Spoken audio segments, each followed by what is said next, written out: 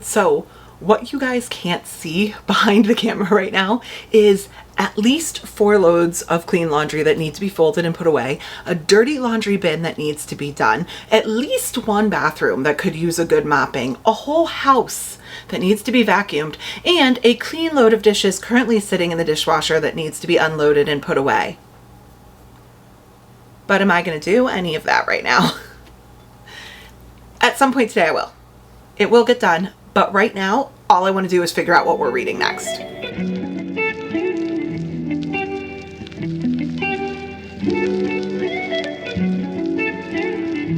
Hey guys, we are back with yet again another one, and this video is back by incredibly popular request because the first time I did this, first of all, it was a blast. It was so much fun to do, but also people got so invested in Allie's story and they loved having my sim choose my reads for my week that they requested it. I feel like I've gotten a couple of comments being like, when are you doing it again? When is Allie coming back? When are you going to have the Sims incorporated into your reading again? And I thought, let's do it. But admittedly, this is hands down my most stressful video to film because the screen recording on my computer is like comically hard to do.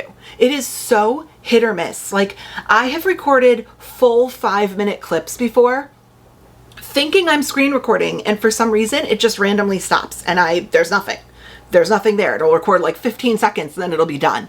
So hopefully this works out because I could be filming this for like 7.5 years. So we are going to be glass half full and assume this is going to go perfectly fine and everything's going to be okay and Allie's going to cooperate with us and the computer is going to cooperate with us because I did spend quite a significant amount of time in game last night flipping all of Allie's books in her bookshelf over to our current TBR because I still had the old one from the first video in there. I haven't opened the game. I told you I wouldn't play this game unless you guys were with me. So I still had those old books in there, but I also added a little bit of a couple of wild cards because if you have watched my TBR for this month, I said that I did want to allow myself to mood read a little bit in the month of June because it's such a busy month and I am so intensely reading like on the go that I don't want to have too much structure. I have so much structure in my schedule with how busy we are that I want my reading to be a little bit more freeform. So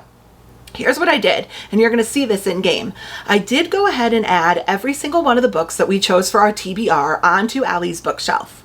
But then I pulled up our handy dandy prompt wheel and I spun our prompt wheel 8 times. So there's 10 books on our TBR and I spun this 8 times, and whatever the prompts were that came up, the first 8 random prompts that I spun, I went ahead and I added those prompts as books to the bookshelf. So whenever Allie goes and randomly chooses a book from her bookshelf, there is a higher chance that it's a book from our TBR, but there's also a chance that we get a book that just has a random prompt on it for me to choose. And actually it's funny because one of the prompts that I can remember in particular actually does have a couple of books on our TBR that would work for it. So we still might be able, if I'm feeling like it, to incorporate some of the books of our TBR. Furthermore, last piece of housekeeping, I am going to, as usual, pull a Lindsay and incorporate a change into the way that we do this game from the last video because I really want this to feel like Allie's life is progressing along with ours, right? But I wanted it to have some challenges. And if I'm making all the decisions by myself, it's not really a challenge. I'm making these decisions. So I'm not going to reveal it yet because it won't come into play until we finish our first book, because we are going to, I don't even want to give it away. What do I say? We are going to reveal the change in the game after we finish each book. So sit tight for that. I hope you guys love it. But in the meantime, let's go ahead and see what our girl Allie has been up to. Okay, so here's our girl Allie. I want to go ahead and say that if her, oh, of course she moves. If her hair is different in some way from last time, I apologize. I don't know if it's because I downloaded a couple of expansion packs or there has been a couple of updates to the game since we last played, and all of my custom content is just inexplicably gone, or like 90% of it. So for some reason, she was just bald when I came into the game, and I just slapped a random hair on her. But I'll have to figure that out afterwards. I know I also put a new external hard drive, so maybe I just didn't properly export my mods folder over there. So I'll have to figure that out after, but that's a problem for another time. For right now, oh, sorry, girl. I'll give you some privacy. Jay Wellington, who does not even currently appear to be here. He just randomly came by with a suitcase and said he needed to stay for a few days. And then he plopped his suitcase down in the middle of the living room of all places. So we moved it into the bedroom because, you know, manners. And he's staying for a few days. So I don't know why. But the weirdest part too is they like hardly know each other. So it's weird. Anyways. Sim life, awkward. Okay, as much as I appreciate your desire to work right now, let's go ahead and have you choose a random book, and we will see what Allie is choosing for our first book to read this week. I'm kind of nervous. Here we go. Okay, Allie, don't do me dirty on this one, because my reading has been kind of slow lately. It's June 4th, and I haven't even started reading my TBR yet. So, okay, it looks like a romance. Is it a prompt, or is it a book off our TBR? 1, 2, 3. Does It Hurt by H.D. Carlton?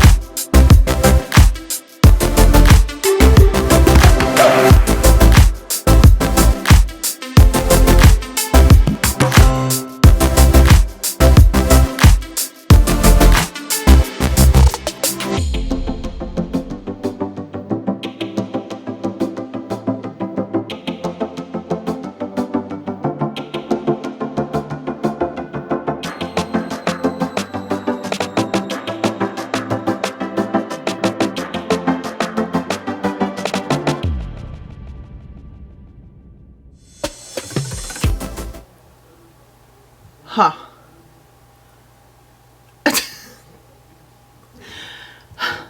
Am I aware that I look completely crazy? Yep, I am. This hair hasn't been touched in like 12 hours. My bun is falling down. I spilled coffee on myself reading the last few pages of Does It Hurt? I actually like choked on my coffee. And now it's all over me. And I had to rush to the camera to tell you guys that I did indeed finish this. And I want to share my thoughts. I like don't, usually before I give my thoughts, I want to give myself some time to like process. I don't want to process this anymore. Like I've processed enough. if you get what I'm saying. This was interesting.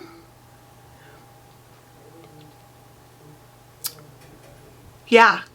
When they say it's dark romance, they weren't lying. They weren't lying. This is dark. This is dark romance. I don't know if it's the genre for me, honestly, guys. Like, I don't know if I liked it. Okay, wait. Okay. Let's start with a brief synopsis. So I don't want to give too much away, because if dark romance is your thing and you're going to go into this book, like, I think going into it blindly enhances the storyline and the experience of this book, because part of it is like the shock factor, right? Like, that's the appeal of this book. And while I don't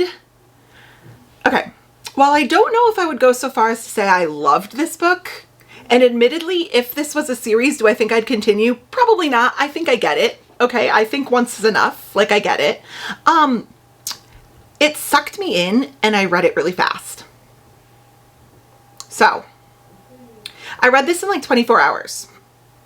So, it was a page turner, and it was one of those things. You want to know what I think part of the appeal of dark romance is? The taboo factor, right? Like, the fact that you feel like you shouldn't be reading it, or that someone might like judge you for reading it. You know what I'm saying? Like, that dark factor to dark romance is what keeps you kind of coming back for more, because you're like, ooh, this is kind of like, this is like taboo. You know, like, I don't know. I read it on my Kindle because I could never, ever in life, like, carry this around with me. This actually isn't a horrible cover, but I could never like carry this around with me. It's just too crazy. But I read this on my Kindle.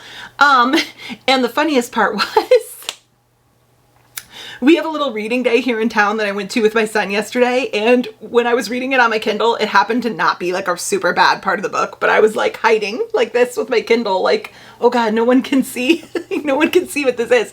But I wasn't reading a bad part. But the basic gist of this book, which this is all told on the back, it's not a spoiler, is that our main female character, Sawyer, has been put in situations in life that have forced her to kind of go into hiding because she steals identities to continue staying free.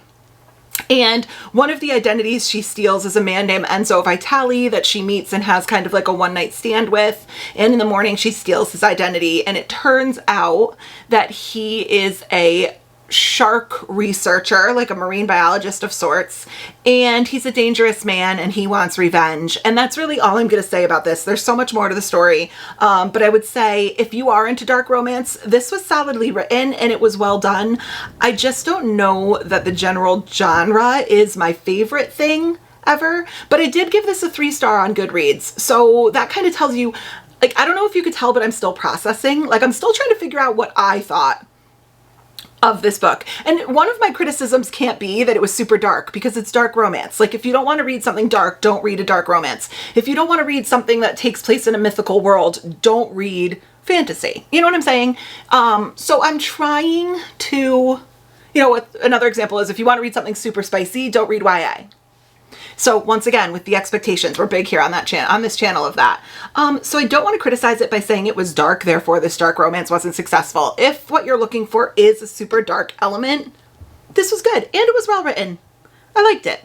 So 3 stars. It was fine, but I am certainly ready to move on. So while I'm waiting for our EA app to update and jump into the game, let's talk about the exciting thing that we're going to start doing that's new in our game this month from the last time we did it. So a little bit of like a preface as to why I even felt that this was necessary. I had a blast filming the last game. I loved it. However, if you've watched this channel, you know that I operate well under pressure and I like a game element and I like a challenge and a random element to all the things that I do and all the challenges that I do. And that's the one thing that I just felt was kind of lacking from the last Sims video we did, that there was kind of no like challenge and no like game element. So, in true Lindsay fashion, to make this more of a game and to enter more of a challenge, what do you think I did? If you answered I made a spin wheel, you would 100% be correct. So, without further ado, let's take a look at what I made. There she is. Here is our brand new Sims spin wheel. On this wheel, I actually have no idea how many prompts I put on here because I just randomly added them as I thought about them, but there's a multitude of prompts on here. Some of them are good. Some of them have major life changes associated with them, such as moving to a new town or quitting your job and getting a new one. Some of them are bad. I think there's one on here that actually says that I have to give away half of my accumulated savings, like all of my money. So some of them increase the challenge, some of them have a major life change, and some of them are good. And then there's ones that are minor, like, oh, go out to this library in this town. And I just kind of felt like this would add an element to Allie's life that makes it more random and lets us follow along with her. So let me go ahead and see if this is done updating. We'll jump into the game, we'll spin, and we'll see what exactly our wheel is determining that we do. Okay, we are back in game with our girl Allie. She is just actually going to finish up reading Does It Hurt, just like us. So we're going to speed through that while we go ahead and pull up our spin wheel to see what exactly it is that we are going to have Miss Allie do today. So let's go ahead and screen record. And the first thing that I want to do is randomize our wheel. So ready? 1, 2, 3. There it is, randomized. And now we are going to spin 1, 2, 3.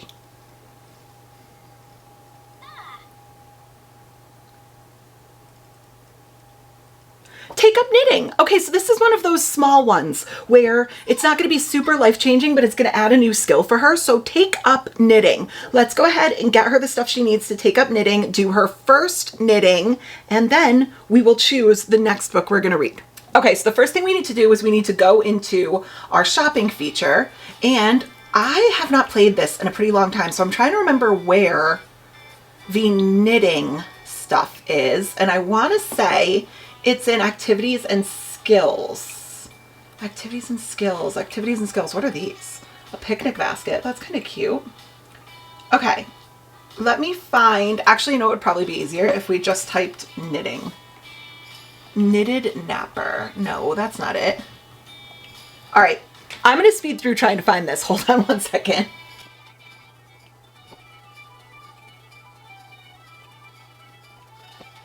Found it.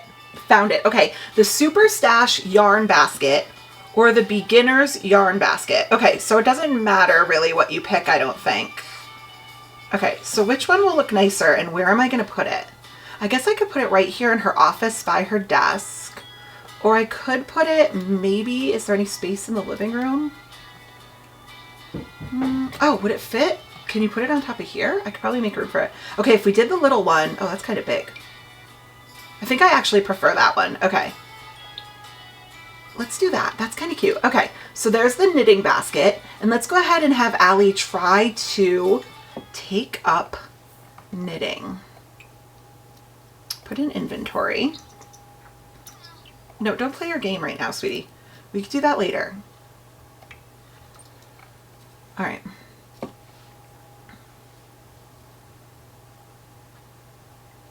And now that she has it, what should we knit first? Knit clothing. Knit a beanie. Let's do that. And let's do a little yellow and teal one. Where's she gonna go to do it? What? What just happened? Why did she disregard my instruction? Let's try this again. Knit clothing. Teal and yellow. Mom. Yeah, bud. Oh, where is my belt? I'm not sure, babe. I'll find it in a second for you, okay? All right. So just like that, Allie has taken up knitting. I'm filming, babe. You can't come down here. You are dressed. Go get dressed. I'm looking down here for my belt. All right, acquired the knitting skill. So we have completed our challenge for the week. And now let's go ahead and see the next book we're going to be reading.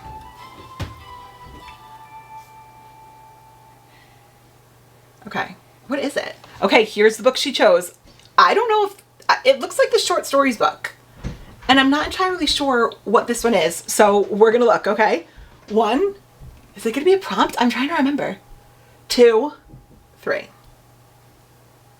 A Sophie Lark book. This is a prompt. Okay, so our next book we actually get to pick from the prompt, and we have to pick a Sophie Lark book. Okay. Let's go see what options we have. Did I just get back from a baseball game? I did. You can't tell, but it's literally like 3 hours later. But I did grab 5 different options as far as our Sophie Lark book. So the first book I could choose is Brutal Prince, which is the first book in Sophie's Brutal Birthright series. And this is a 2 rival mafia families who arrange a marriage between the one family's son and the one family's daughter. So I could do that. However, I believe there's 2, 4, 6. I think there's 6 or 7 books in the series so far. So I would be starting yet another series, which I'm not entirely sure I want to do. I also own Anastasia by Sophie Lark. I think this is more like YA slow burn. It says Anastasia is the princess no one needs, the 4th daughter born to an emperor without a son, and the only royal lacking a magical gift, until she collides with a young Cossack rebel, changing both their lives forever. Damien is taken from everything he knows and raised as a ward of the Romanovs. Anastasia develops a strange kind of magic shared only by the black monk Rasputin. I'm already kind of lost, to be honest with you, based on this. While her power grows in secret, boosted by forbidden contact with Damien, Anastasia makes a mistake with terrible consequences. Fate grants her a single chance to set it right, but saving what she lost may cost everything she loves. I've heard the slow burns on this, and also it is like 700 pages long, so I don't know if I'm going to be into that one necessarily.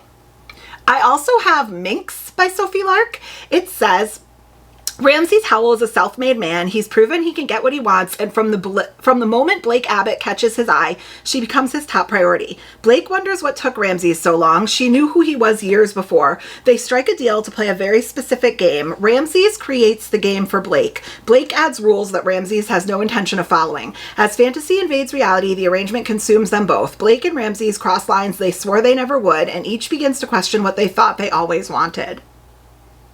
That's very vague. That's a very vague description, but okay.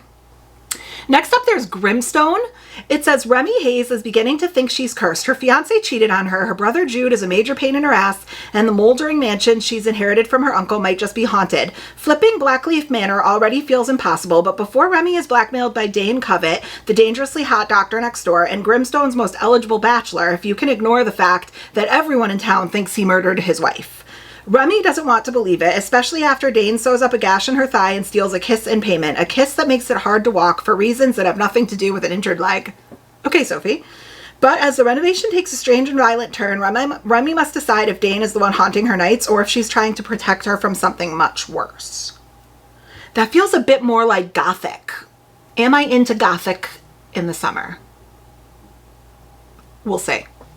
And last but not least, we have Love Contract by Sophie Lark. This just released. This is her newest release. It released in February. It's now June, so a couple of months ago. And it says, dating tip number 1, never choose a fake boyfriend too hot to resist. Theo Mahoney's culinary dreams sit on the back burner. Hired as a private chef for a billionaire whose boss's eccentric demands never leave her time to cook. Another soul-destroying workday takes a spicy turn when Sullivan Revis, a blast from her high school past and old nemesis, springs a blackmail scheme on her. Armed with the secret that could torch her career for good, the devious and unfairly gorgeous Sullivan demands a meeting with her elusive boss. What was supposed to be an introduction escalates into a full-blown fake romance, complete with double dates and public displays of all too real affection. Lines are crossed, promises are broken, and phony dates become genuine feelings, until Theo realizes that the only thing more devastating than getting caught with a fake boyfriend is falling for him. Fake dating. Okay. All right. So what do we do? Here's all 5 of our options. Let's do what we always do and do process of elimination. Okay.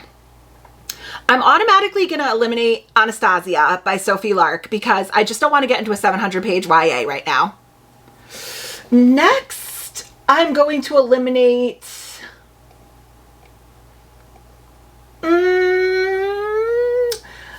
Let's do Minx because that was a very vague description. It didn't like grip me right from the beginning. So let's go ahead and eliminate Minx.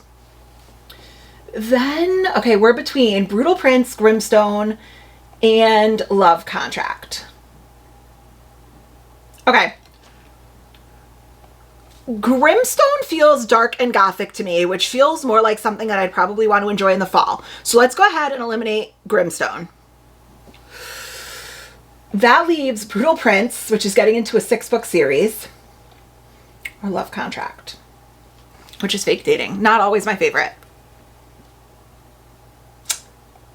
I think we're going to go Brutal Prince. I think we're starting the Brutal Birthright series. I'm super excited about it. I could go for like a mafia romance right now, so let's get started. I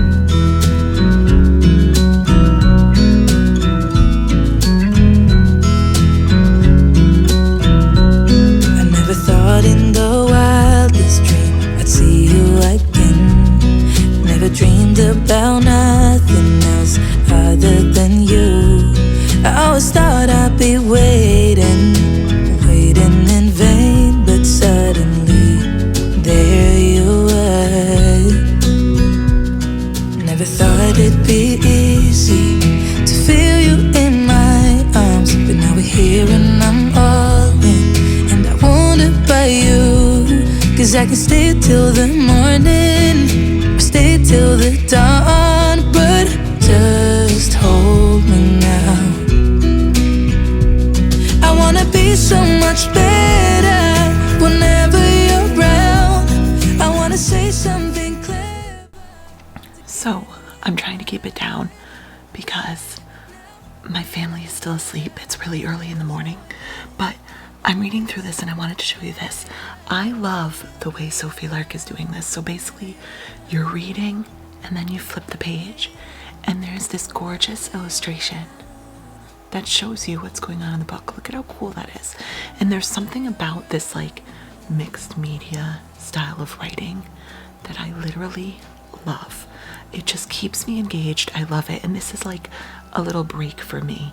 So then you keep reading and you get there and there's a picture of Callum, who I'm assuming is going to be the main male character. I mean, I'm literally like 20 pages into the book, but I love the way she did this. This is so cool. And I love seeing illustrations in the book.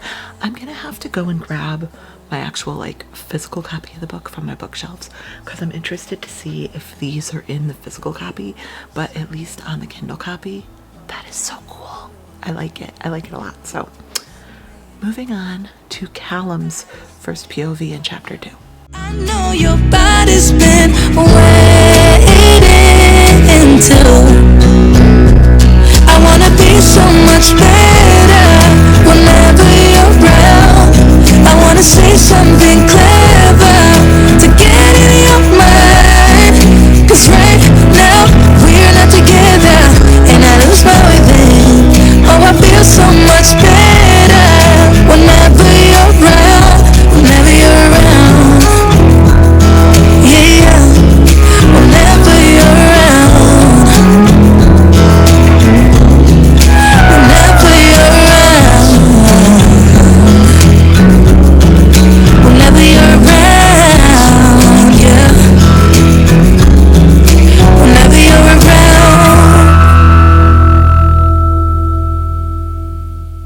Next day, and it's official. I just finished Brutal Prince by Sophie Lark, and I gave this 4 stars. I enjoyed this so much more than I thought I was going to. It's not that I didn't think I was going to enjoy it, but I just thought this was going to be kind of like a 3-star, like good mafia romance. Like, you know, it is what it is. If you've read one, you've kind of read them all, right? I found myself liking this so much more than the other mafia romances I have read. The writing is so fast, so snappy, so bantery, so good. And the one thing that I really took from this was a dangerous mafia broody main male character that wasn't a total asshole. Like, I liked Callum. I liked him. I could see myself understanding why Callum was the way that he was. And the two mafia, like the rival mafia families, Ada Gallo's family and Callum Griffin's family, were so well developed. I just liked the book. I liked it. So if you don't know what this was about, there are, like I said, 2 rival mafia families. There are the Gallos, who are an Italian mafia, and the Griffins, who are an Irish mafia. And although they live in the same like city town, they live on like opposite sides. So the Gallos live on what's considered like Old Town, the older Italian section of town. And the Griffins live in this like super modern mansion on the newer side of town, like the kind of like old money and new money type of situation. And Ada and Callum, or the Gallo and the Griffin kids, get into a debacle, let's say that. And in order to make peace between their families so they don't end up in a massive mafia war with a lot more deaths than are necessary, is they decide to, and by they I mean the patriarchs of the family, like Mr. Gallo and Mr. Griffin, the fathers decide to marry Aiden and Callum, their two children, to make peace within their families to prevent extra deaths. And the story evolves from there. There's also a Polish mafia, a third Polish mafia family that comes into play. It's very well done. It's very quick. It's very well written. And I really liked it. So if you're kind of feeling the mafia romance itch, I say pick up Brutal Prince by Sophie Lark. But that's just my opinion. Okay, so now without further ado, let's find my iPad and spin to see what Allie is going to have to do today. And then we will pick our next book. Hold please. I got to go find my iPad. I think it's over here. Located. Okay, let's pull up our wheel. Once again, could I have done this and been prepared? Of course I could, but that's not what you guys come here for. We talk about this all the time. You come here for just a wee bit of chaos. I read one Irish Mafia book, man. Okay, here we go. Here is our sim spin, and let's see what Allie is going to have today. Oh, and just for a little bit of housekeeping before I spin, I didn't take the Take Up Knitting pie slice off of it because I don't want to keep like removing and adding different things to the list. If we get that again, we're just going to spin again. So any repeats, we're going to spin. So 1, 2, 3. I could kind of go for a little controversy in Allie's life. Buy a washer and dryer. We are getting all the easy prompts. This is actually another easy one. The only problem I'm seeing is, where are we putting a washer and dryer in Allie's tiny little home? All right, let's go sit down at my desk, open up the game, and figure out where we're putting a washer and dryer in this house. Okay, here we are back with Allie. She actually has to finish reading the other books we're going to speed through. Also, is this a better angle? I kind of flipped where not right now, Adriel. I kind of flipped where I put my camera because the other way I felt like you were kind of talking to the back of my head a lot. I felt like I wasn't making eye contact with you. So I hope this is even like the littlest bit better. But right now, while Allie gets some food, which is like good call, we have to find out where in this tiny house we are going to put a washer and dryer. Oh, it's going to be awkward, but like we might have to put it in the bedroom. Like, okay, what if we moved these things? Let's say, what if we tried to make this like a little reading corner, right? Okay. Oh, my cheats turned off. Hold please. What if we tried to make this corner, don't pay attention. You don't see this. This never happened. I don't play with cheats. No, ever. What if we tried to make this a little like reading corner over here? And also, I never play on Mac. All right, you know what? There you go. I only play on, I'm so distracted right now. I can't talk and play at the same time. I only play on my Windows, so. And then what if we made this little corner a washer dryer area? I think we could probably do that. I forget where washer dryers are though. Can you tell I hardly ever play this game anymore? I just don't have time, which is why I need to do this video so that it gives me time to play this game. I always forget where they put the washer dryers. Appliances. No.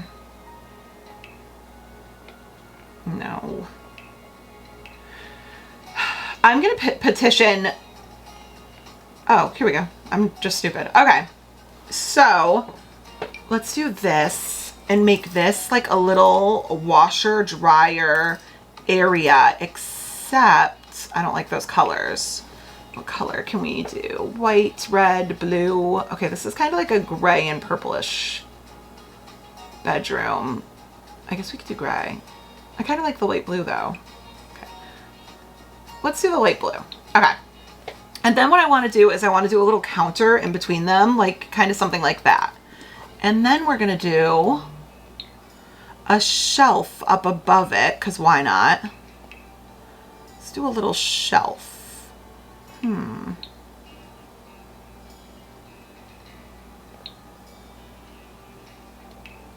Okay. All right, let's speed through the next little design process and we will reconvene when I'm done because I can't multitask. So I will be right back.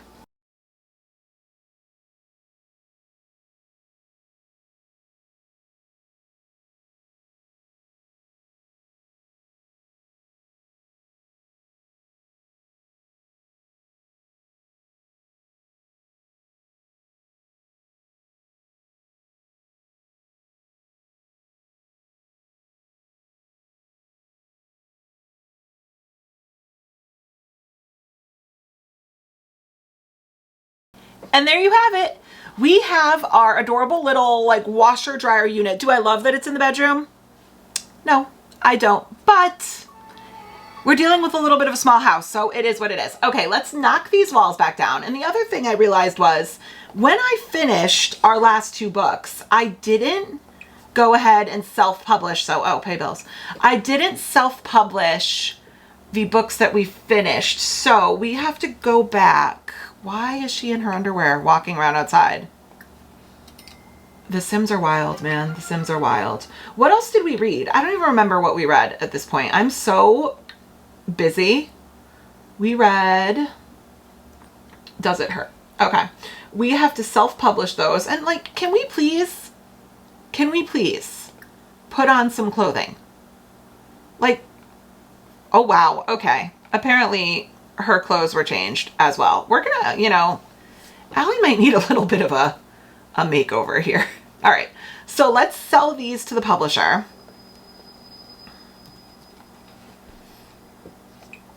Take care of this, sell to the publisher. And last but not least, let's go ahead and find out the next book that Miss Allie is going to choose for us to read. Okay. I gotta be honest with you, I'm kind of hoping it's not another romance. Is that a romance? I think that might be a thriller. I'm kind of praying that it's not a romance because I'm a little romanced out right now. I could do a thriller. I'm kind of feeling a fantasy. So, all right, let's find out what Allie has chosen for us. Why does he have a bag on his head? Okay, 2, 3. It's a prompt, a book film adaptation. Okay, so this could mean a book that was made into a film or a film that was made into a book. Oh my gosh. Is there anything on my, no, I don't think so. I don't think there's anything on my TBR that's been made into a film.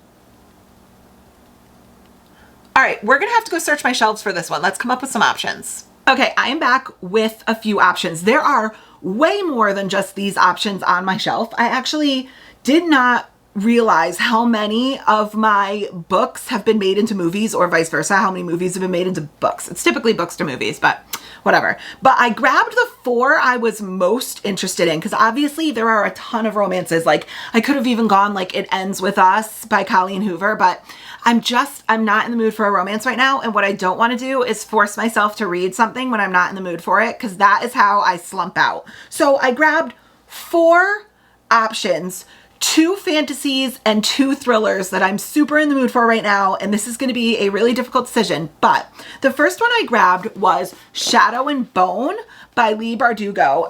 This is a Netflix show. It actually has the annoying permanent sticker right on it. It's a Netflix show. And I've been wanting to get into this, not because I'm super excited for Shadow and Bone, because I'm kind of not. I've heard this is quite YA and I don't really always love that. I feel like at 36, I've kind of outgrown YA sometimes, but I've heard that the writing is solid and the real task is getting through this so that you can get to Six of Crows and Crooked Kingdom, which I've heard are objectively written better. So I've kind of wanted to get into Shadow and Bone. I actually don't even know what this is about. So it says soldier, summoner, saint.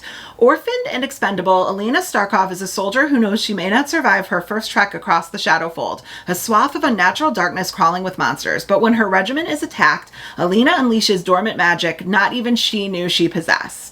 Now Alina will enter a lavish world of royalty and intrigue as she trains with the Grisha, her country's magical military elite, and falls under the spell of their notorious leader, the Darkling. He believes Alina can summon a force capable of destroying the Shadowfold and reuniting their war-ravaged country, but only if she can master her untamed gift. As the threat of the kingdom mounts and Alina unlocks the secrets of her past, she will make a dangerous discovery that could threaten all she loves and the very future of a nation. And now I'm confused because that sounds really, really good. Next, I grabbed The Kind Worth Killing by Peter Swanson. This is actually currently in production. Is it Hollywood Records? I forget what it is, but currently under production to be made into a movie. He actually commented that on his Twitter, so I know it's true. And it says, on a flight from London to Boston, Ted Severinsen meets the stunning Lily Kintner. Over martinis, the strangers play a game in which they reveal intimate details about themselves. Is this a thing?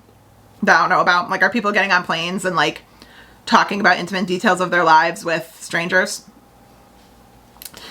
If so, you and I fly two totally different ways. My headphones are in and I am silent. But Ted talks about his wife Miranda, how their marriage has gone stale, how a week ago he caught her in a stunning betrayal. But what begins as playful banter between Ted and Lily takes a swift turn when Ted claims, half seriously, that he would like to kill his wife. Then Lily surprises him by saying that she'd like to help. What airline is this?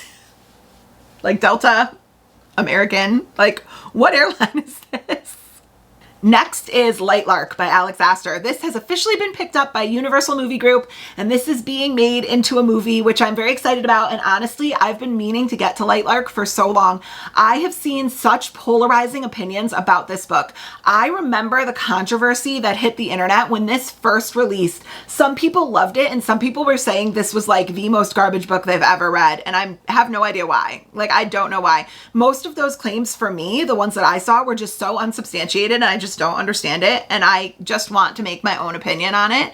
But since then, since the dust has settled and everything is kind of like calmed down, I've seen people say that they've really liked this. So this, I think, is like a Hunger Games-esque, like, trials, fantasy world trials. It says, welcome to the Centennial. Every 100 years, the island of Lightlark appears for only 100 days to host a deadly game where the rulers of 6 realms fight to break their curses and win unparalleled power. Each ruler has something to hide. Each curse is uniquely wicked. To break them and save themselves and their realms, one ruler will die. To survive, Isla Crown must lie, cheat, betray, even as love complicates everything. I'm sorry, it sounds good. I want to make my own opinion. And then the last book I have is on my Kindle, and it is I'll Be Gone in the Dark by Michelle McNamara. If you know nothing about this book, Michelle McNamara was the late wife of Patton Oswalt, the comedian and actor. She tragically passed away from, I believe she had cancer, and in her last several years, she became obsessed with the story of the Golden State Killer.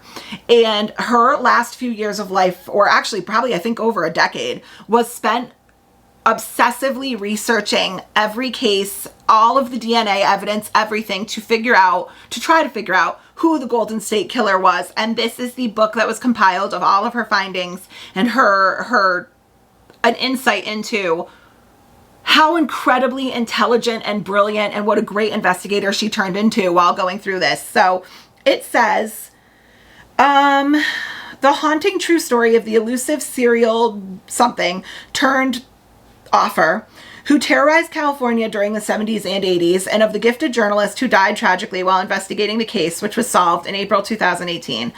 It says, for more than 10 years, a mysterious and violent predator committed 50 crimes in Northern California before moving south, where he perpetuated 10 sadistic offings. Then he disappeared, eluding capture by multiple police forces and some of the best detectives in the area.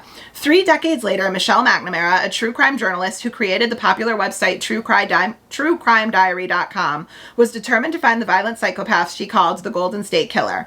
Michelle pored over police reports, interviewed victims, and embedded herself in the online communities that were as obsessed with the case as she was. I'll Be Gone in the Dark, the masterpiece McNamara was writing at the time of her sudden death, offers an atmospheric snapshot of a moment in American history and a chilling account of a criminal mastermind and the wreckage he left behind. It is also a portrait of a woman's obsession and her unflagging pursuit of the truth. Utterly original and compelling, it has been hailed as a modern true crime classic, one of which fulfilled Michelle's dream, helping unmask the Golden State Killer. I have been so intrigued by this book for so long. I really, really want to dive into it. Okay, so let's do our process of elimination. Here are our 4 options. And let's just start eliminating.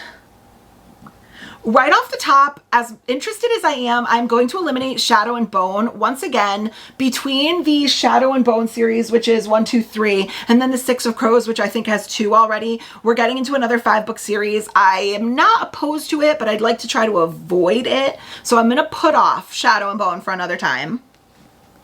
I'm also going to go ahead and eliminate The Kind Worth Killing by Peter Swanson. This is not the thriller I'm kind of in the mood for right now. So that leaves us with Lightlark and I'll Be Gone in the Dark. And this is a tough one. Okay, if I'm looking at my TBR, I have 1. Okay.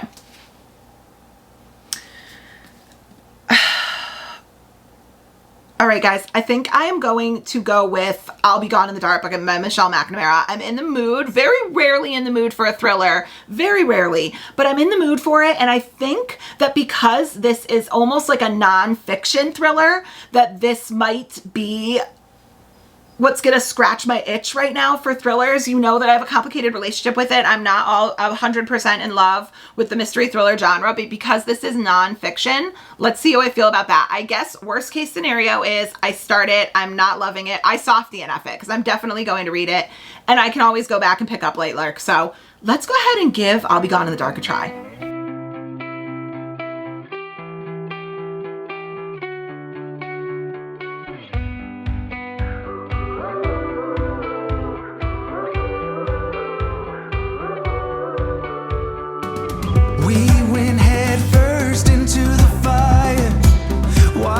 Flames rise higher, love. We were burning so damn bright, just like a shooting star turns into dust. All the fighting, all the crying, reality caught up with us. We went head first into the fire until we crashed and burned. No, I wasn't the one, but I gave it all I've got. When all is said and done,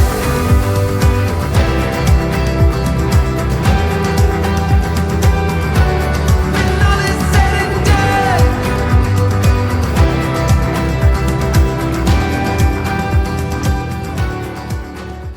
Okay, so I'm recording on my phone and you guys are gonna have to deal with a horrible angle because what you can't see is that I'm recording at baseball practice and there's people literally like parents like all around me, and I just would love to not appear like the crazy person talking to her phone to herself. So I have you guys like down low under the windows and I'm hoping that it's not like readily apparent to everyone, but you're gonna deal with like double chin angle times 20. Okay, so I'm sitting here reading and I'm on page 51 right now, about 16% of the way through the book, and I just wanted to kind of like give you guys an initial thought. So it's good, like it's really good, but it's not what I was thinking it was going to be. Like it is definitely like a nonfiction true crime and I'm liking it, but it's also very much like Michelle McNamara talking about her life as well and how she got interested in true crime as the kind of like a neighbor of a person who was murdered when she was younger. So a girl that was like, I think she said like 0.3 of a mile down the road was out jogging and ended up murdered when she was like, I believe she was like 14 years old. And she's talking about how that really shaped her into being interested in true crime, and that's like kind of what got her started. And then now we're flashing forward to her investigation into the Golden State Killer, and then we go back in time to talk about the victims of the Golden State Killer and all that stuff. So it's just not what I thought it was. It's kind of like an autobiography mixed with true crime and like the examination of a case, which is interesting. It's just not exactly what I thought. I'm liking it, but I will say this, it is very dense writing and it is very slow paced. Like I usually average about like 60 pages an hour, and I think I'm doing like 45 right now. There are a lot of words on every page. Her paragraphs are really long. And I find myself sometimes having to like read sentences over because her train of thought is very, like disjointed. Like she writes very much like someone who thinks a bit scatterbrained. So she'll be talking about something and then she'll kind of like she'll say, oh, I used to go down to that convenience store to get a Coke and a Kit Kat, and I would go down sometimes 4 times a day. Another thing I would do 4 times a day is go and watch the boys play basketball at this school. Speaking of this school, these are the uniforms we used to wear, which I loved when 4th grade I switched because then I didn't have to wear the uniform anymore. But let's get back to the convenience store. So like her sentence formation is a little bit all over the place sometimes, and I'm still like getting used to it. Sometimes I have to reread it because it confuses me, but I'm liking it so far. I'm excited to see where it goes, but now I'm going to put my phone away because I'm almost positive that the car next to me sees me talking to my phone. So, crazy mom, as always. We went head first into the waves. We were right there in the eye of the storm. When I look back, I see it clear.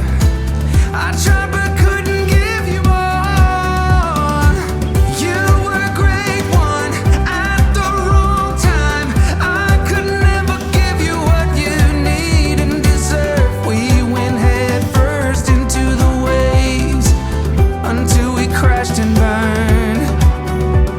No, I wasn't the one, but I hope you think of me with love when all is said and done.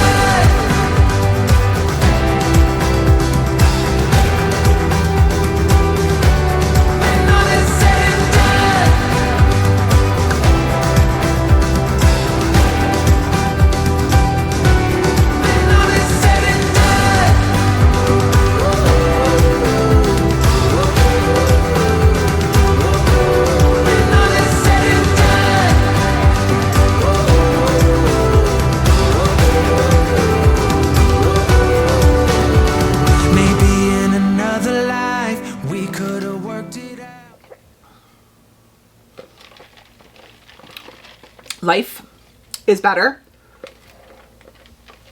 with McDonald's Diet Coke. Okay, so I just finished I'll Be Gone in the Dark, and this one's gonna be a hard one for me to talk about because on the one hand, I am so incredibly mind blown, and I admire how much a hard work and exhaustive research Michelle McNamara put into this book before her tragic passing, which I believe earlier in this video when I selected the book, I said I thought she had cancer, but she didn't. She actually tragically passed away in her sleep. I believe she was in her mid-40s. And it's so difficult to talk about because I see the potential, and I think maybe there's even like a hint of sadness at how incredible this finished project would have been when it was done had Michelle not passed away.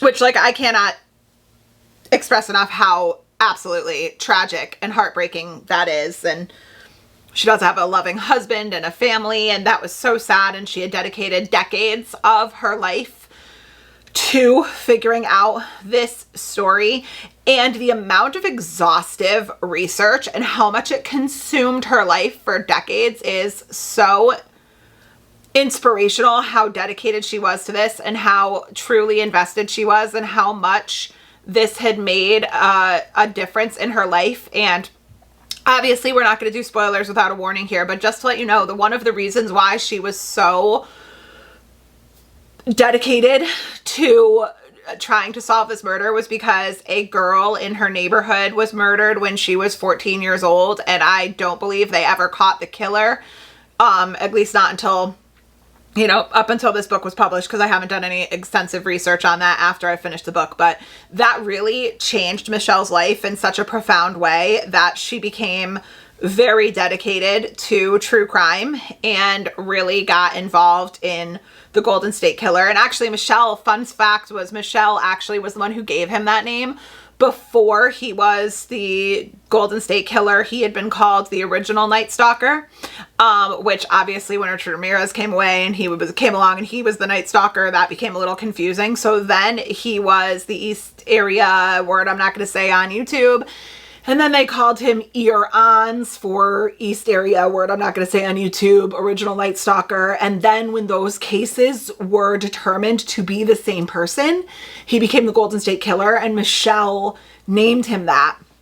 And I mean, she was just so dedicated. She did crazy stuff, some stuff that even could have potentially put her in danger. She was meeting with people that had to do with the case without knowing if they were involved. I mean, any of these people could have been him. And I think the most tragic part about this book is that Michelle passed away before the Golden State Killer was famously caught, I believe in 2008. Or did she pass away in 18? I'm not sure, but Michelle passed away, and then a couple years later the Golden State Killer was actually caught through DNA technology that Michelle was at the forefront of during her research. So she did, even though she was no longer here to see it, she really did influence the course of this case. And in my opinion, she was instrumental in Joseph D'Angelo, which I believe is his name, Joseph something D'Angelo, getting caught and charged with all of these crimes, which he's a horrible, horrible human being. So here's where I get conflicted about this book. I see the potential, and it's so sad that Michelle couldn't finish the project, because what this book would have been if Michelle was here to complete it, and if Michelle, I truly believe that she would have been involved in his capture. If Michelle had been here, you see the potential of what this could have been. However, because she passed, what this book ended up being was her husband and her family and her friends and her manager compiling her notes off of literal like lined yellow notepads and things they found on her computer and articles that she had written on her true crime podcast or true crime website, and articles that she had written that were later published or even at the time published in papers. And they took them and kind of patchwork quilted them together and compiled this book.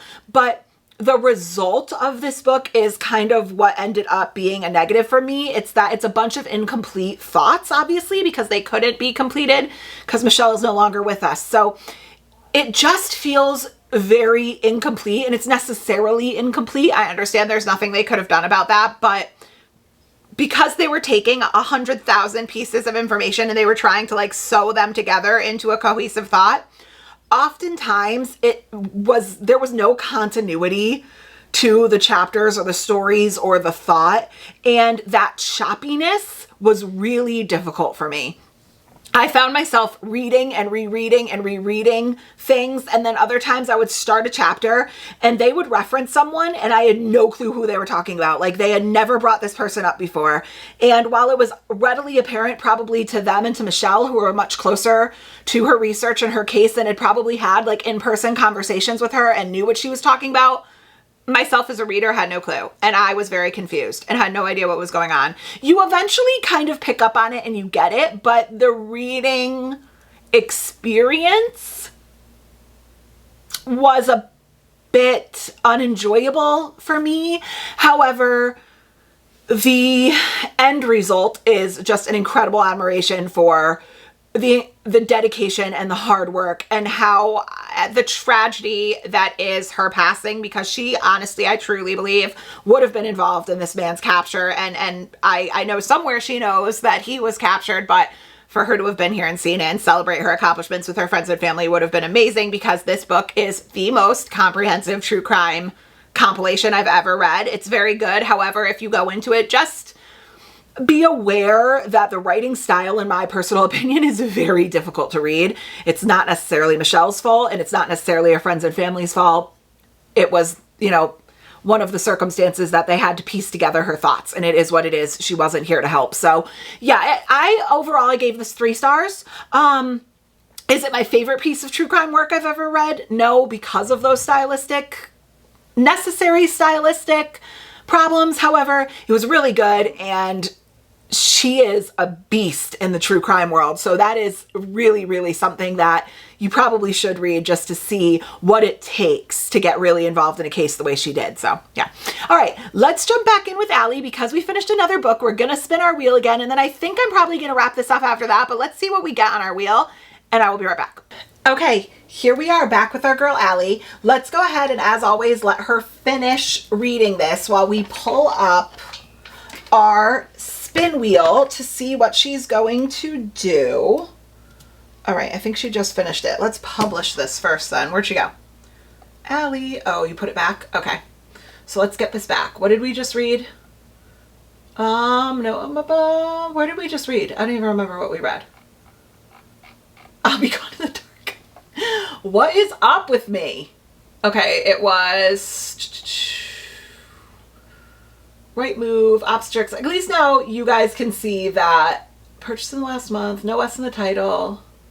These are all going to change next month anyways when I do this, so it doesn't really matter. But let's see. Starling House, Heartless, Between Ink and Shadows, Throne of Glass, book film. Oh, here you go. Book film adaptation. That's the one we just read. I couldn't remember what the prompt was that we got. Okay, so let's let her just publish, sell to the publisher, book film adaptation. We're done with that. Okay, and after she does that, while she does that, I should say, let's go ahead and pull up our spin wheel to see what activity Allie is going to have to do today. Okay, wait the 3 seconds. All right, so our last one was buy a washer and dryer. Okay, ready? 1, 2, 3. Hopefully it's another easy one. Write a new book. Okay, which means that we are going to get to spin our book prompt wheel because this new book is going to have to be a book prompt one since we've already added all the books from our TBR. So let's go ahead and pull up our book prompt wheel. There you go.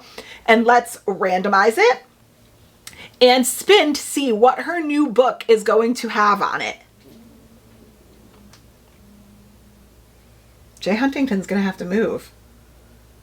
A blue cover. Okay, so a book with a blue cover. Okay, so let's go ahead and have Allie write a new book. Close this up. Okay, so Jay Huntington, excuse me. Let's get out of here. I need to use my computer. Can you just I don't even know why you're still here. Like, why are you still here? Okay, what genre should we make it? Book with a blue cover. Let's do a screenplay. Why not? Why not? All right, so I am going to put our prompt right here. Book with a blue cover. That was our, actually, it doesn't really need to say book, does it? There you go, blue cover. We'll keep it the same as our prompt. And then let's just put prompt wheel. That's our description. Okay, so let's let her go ahead and write this book. And I'm going to close this out while she's doing this. After she is done writing this book, this is going to go on our shelves. So the next time we play this game, I don't switch out the prompts as often as I switch out our monthly TBR. So it'll stay on the bookshelf and it'll become an option for Allie. So with that being said, thank you guys so much for sticking around. And let's go ahead, if you're still here, and comment the blue heart emoji for our book with our blue cover, and then go ahead, do all the things, like, comment, subscribe, and leave any ideas for this game down below. What do you want to see Allie do? Do you have any ideas for how we should twist it up and make it kind of more of a challenge? So if you do, leave it in the comments below, and I will catch you in the next one. Bye guys.